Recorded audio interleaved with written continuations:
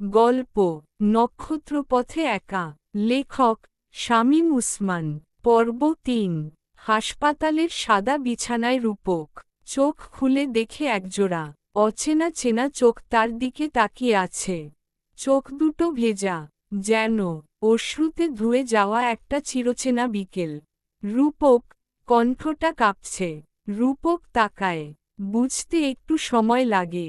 প্রীতি, অবাক হওয়ার শক্তিটুকুও যেন কোথাও হারিয়ে ফেলেছে রূপক। মাথাটা ভারী, চারপাশ ঝাপসা। আমি কোথায়? প্রীতি ফিসফিস করে।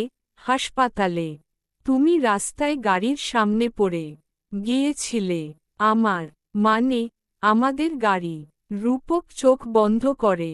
সব মিলে এক অদ্ভুত নাটক মনে হচ্ছে, যেন কেউ তাকে নিয়ে গল্প লিখছে। তুমি এখানে? আমি বাংলাদেশে এখন ছুটিতে এসেছি। অনেক কিছু পাল্টে গেছে রূপক। হাসপাতাল থেকে ছাড়া পাওয়ার ২ দিন পর প্রীতি এসে বলে, আমার বাসায় যাও প্লিজ, চিকিৎসাটা ভালো হবে। রূপক আপত্তি করতে যায়, কিন্তু ততক্ষণে প্রীতির মা এসে বলে, মেয়েটা তো তোমার জন্য পাগল হয়ে আছে। রূপক মান অভিমান, সময় সব গেছে। রূপক অবাক হয়, স্তম্ভিত। এই সেই প্রীতির মা, যিনি একদিন ষড়যন্ত্র করে প্রীতিকে শহরে পাঠিয়েছিলেন, যিনি বলেছিলেন, ও ছেলেটা আমাদের ঘরের মেয়ে না। প্রীতির বাবার মুখে এক ধরনের অনুশোচনা। আমরা বুঝতে পারিনি। সময় অনেক কিছু শেখায়। আজ বুঝি, তোর মতো ছেলে খুব কম হয়। রূপক চুপচাপ মাথা নিচু করে। নিজেকে ছোটবেলার মতো মনে হয়, যেন পাশের বাড়ির ছাদে প্রীতির ঝুলন্ত দড়িতে শাড়ি শুকাত, আর সে এক দৃষ্টিতে তাকিয়ে থাকত। প্রীতির স্বামী রায়হান এক অ্যাক্সিডেন্টে মারা গেছেন। প্রীতি তখন কানাডায় ছিল। ২ বছর অসহ্য শূন্যতায় ভুগেছে। একমাত্র বেঁচে থাকা তাদের ছোট্ট কন্যা আয়েশা। তুমি তো জানো রূপক, আমি ভালোবাসতে পারি, কিন্তু সে ভালোবাসা আমি বুঝিনি রায়হানের সাথে। বুঝেছিলাম তোমার সাথে। আজ অনেক দেরি হয়ে গেছে জানি, তবু কি শুরু করা যায়? রূপক কাপা কণ্ঠে বলে, আমার মধ্যে এখন কেবল শোক, প্রেম নয়। প্রীতি একদৃষ্টে তাকিয়ে থাকে। আমিও কেবল প্রেম চাই না রূপক, আমি চাই পাশে থাকা, ছায়া হয়ে, আলো না হোক। আয়েশা একদিন রূপকের গলা জড়িয়ে বলে, তুমি আমার বাবা হবে? রূপকের বুকের ভেতরটা থমকে যায়, চোখে জল আসে। প্রীতি তাকিয়ে থাকে, তার চোখে দীর্ঘশ্বাসের মতো নরম হাসি। এভাবে দিন কাটতে থাকে। তারা একসাথে হাঁটে, গল্প করে, পুরনো দিনের কথা বলে। নদীর পাড়ে বসে রূপক বলে, জানো, একদিন আমি প্রার্থনায় বলেছিলাম, যাকে ভালোবাসি সে যেন ভালো থাকে, আমি না থাকলেও। প্রীতি হাত ধরে, তুমি ছিলে আমার দোয়ার ভেতর।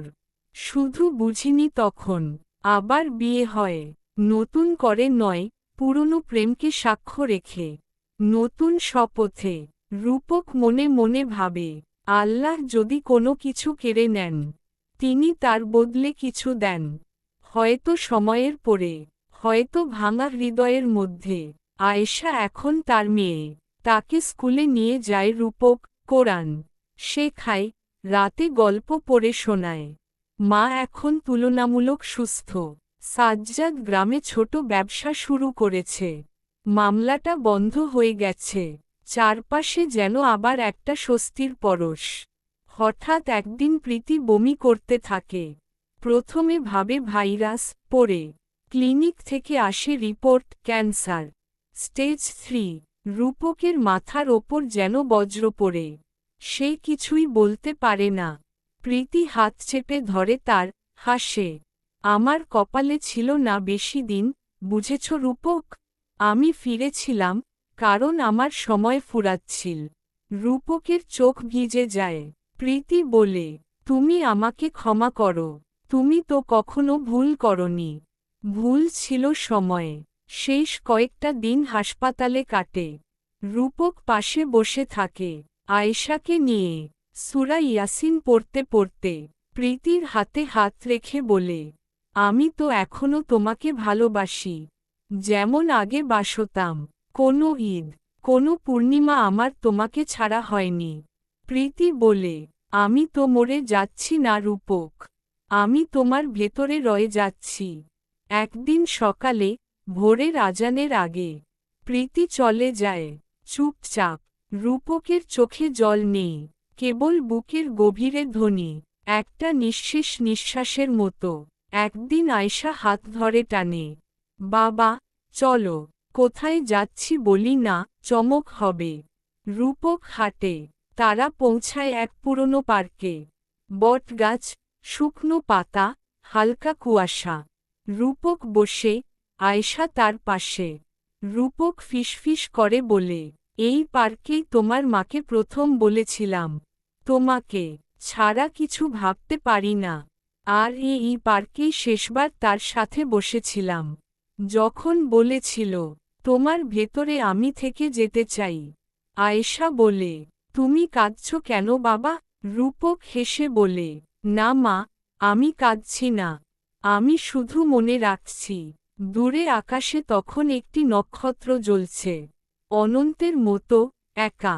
আপনারা চাইলে গল্পটি চলবে।